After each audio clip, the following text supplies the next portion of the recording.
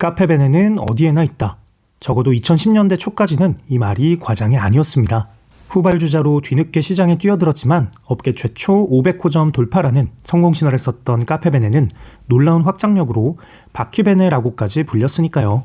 당시 인기 프로그램엔 빠지지 않고 협찬을 해서 아무리 TV를 안 보는 사람이라도 카페베네를 모르기는 정말 어려웠어요.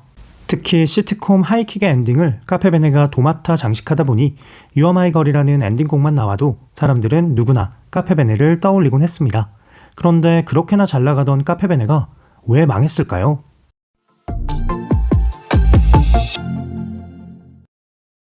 커피나 차와 같이 맛과 향이 중요한 제품은 선발주자가 갖는 우위가 무척 큽니다. 특유의 맛과 향에 익숙해진 소비자들은 어지간해서는 취향을 바꾸지 않기 때문인데요. 커피는 맥심이라는 믹스커피 시장의 기준을 세운 동서식품을 보면 소비자들의 충성도가 높은 시장이라는 걸 알 수 있죠. 카페베네가 도전장을 던진 2008년은 이미 업계의 공룡 스타벅스가 우리나라에 진출한 지 10년이 되는 해였습니다. 그동안 스타벅스가 산전수전 다 겪으며 커피 전문점 시장을 장악해버린 상황이었기 때문에 늦가기 지각생인 카페베네는 승부수를 던져야만 했어요. 카페베네의 첫 번째 전략은 스타벅스와의 차별화였습니다. 같은 방식으로 승부해서는 스타벅스를 도저히 따라잡을 수 없다고 판단한 거죠. 커피는 스타벅스라는 이미지가 이미 굳어진 상황이었기 때문에 다양한 디저트와 새로운 카페 문화를 컨셉으로 잡고 로고 밑에 젤라또와 와플을 같이 적을 정도로 디저트에 집중했습니다. 서구의 카페에 우리나라의 사랑방 문화를 접목해 편한 의자를 놓고 자리마다 콘센트를 두어 오래 머물 수 있도록 했고요.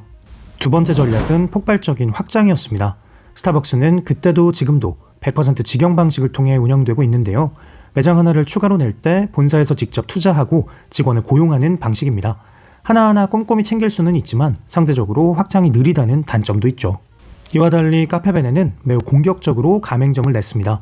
카페베네라는 상표 사용을 허락받은 사람이 새로운 매장의 사장이 되는 방식인데요. 본사가 아닌 각 사장들이 투자를 하니까 단기간에 프랜차이즈 매장을 늘릴 수 있고 시장 점유율도 빠르게 뺏어올 수 있을 거라고 판단한 겁니다. 동시에 브랜드 인지도를 높이기 위해 스타 마케팅도 활용했어요. 연예기획사 사이더스 HQ와의 제휴를 통해 한예슬, 송승헌과 같은 한류 스타를 모델로 썼고 하이킥, 시크릿 가든 등 당대 최고 인기 프로그램에 PPL을 냈죠. TV를 틀면 카페베네를 안 볼래야 안 볼 수가 없었습니다. 그 덕분에 2010년 한 해에만 335개 매장을 오픈했고 2011년에는 800호점을 열 정도로 기록적인 성장을 이어갔습니다.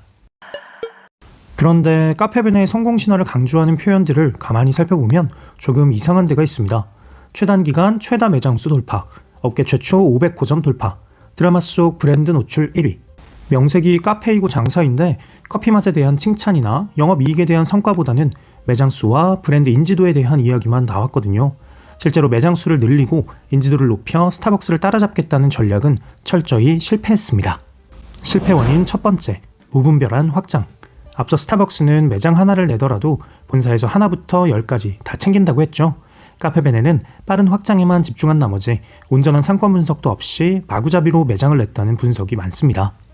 엄밀히 말해 각각의 매장이 독립된 사업장이다 보니까 매장마다 커피 맛이 균일하지 않았고 품질 관리가 부실했다는 평가가 많았죠. 2015년 기준 가맹점 폐점률이 10개 프랜차이즈 카페 중 가장 높았던 걸 보면 가맹점 관리에 명백히 실패했다는 걸 알 수 있어요. 비싼 돈을 들여 스타 마케팅을 통해 브랜드 인지도를 높여놨는데 손님들의 입소문을 탄 것은 기대했던 칭찬이 아닌 커피가 맛없는 카페라는 혹평이었습니다. 원인 두 번째, 스타벅스에 대한 열등감. 카페베네는 스타벅스를 너무 의식한 나머지 카페의 본질을 잃었다는 평가가 많습니다. 특히 새로운 카페 문화를 컨셉으로 잡았는데 그게 일반적인 상식에 부합하지는 않았어요. 요식업계의 왕 백종원 대표가 식당의 성공 요인으로 강조하는 개념 중 하나는 회전율입니다. 손님이 빠르게 들고 나야 더 많은 손님을 맞을 수 있고 자연스레 매출도 높일 수 있다는 건데요. 도심 속 편한 휴식 공간을 표방한 카페베네의 손님 회전율은 무척 낮았습니다. 대신 카페베네는 손님당 매출액을 높이면 될 거라고 생각했을 겁니다. 그러라고 편한 의자를 깔고 자리마다 콘센트를 만들어뒀을 거고요. 카페에 오래 머물면서 커피는 물론 와플과 젤라또, 빙수와 베이커리까지 소비하며 매출을 높여주길 기대하면서요. 하지만 카페에서 공부하는 카공족의 체류 시간은 예상보다 훨씬 길었고 품질 관리에 실패한 나머지 어느새 맛없는 커피로 유명해진 카페베네에서 저 많은 메뉴를 주문하는 일은 흔치 않았습니다. 카페라면 일단 커피가 맛있어야 한다는 당연한 사실을 카페베네는 뼈아픈 실패를 통해 우리에게 가르쳐준 거죠.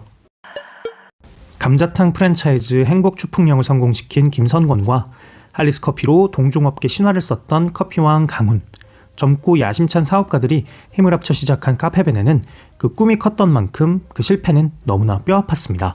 심지어 강훈은 카페베네에 이어 망고식스까지 실패한 뒤 극단적인 선택에 내몰리기도 했죠. 이미 큰 성공을 거뒀던 사업가들에게도 도전은 늘 새로운 것이었나 봅니다. 전 국민이 아는 카페에서 그야말로 처참하게 망해버렸던 카페베네. 그럼에도 카페베네는 아직도 영업을 계속하고 있습니다. 영원한 성공이 없듯 영원한 실패도 없을 겁니다. 카페베네의 재도약을 응원합니다.